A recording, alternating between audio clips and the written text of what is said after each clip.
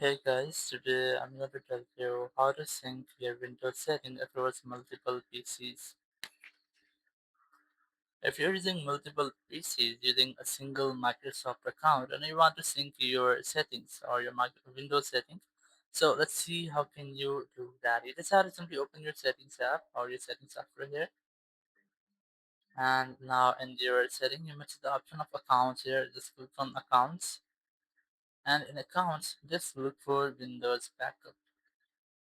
Here's a Windows backup. Just simply click on this, and here you will see remember my apps and remember my preferences. So you just have to enable this toggle, so it will sync all of your Windows settings, including accessibility, accounts, Wi-Fi networks and password, personalization setting, language preferences, and other Windows settings. So if you want to also remember your apps, or you can see that get quick access to your apps or any, so you can enable this from here. So once you have enabled, it will automatically sync your settings and your apps to your Microsoft account, and it will be synced between multiple devices. So in this way, you can easily sync your Windows setting across multiple PCs. Thank you very much for watching the video. Until next video, bye bye.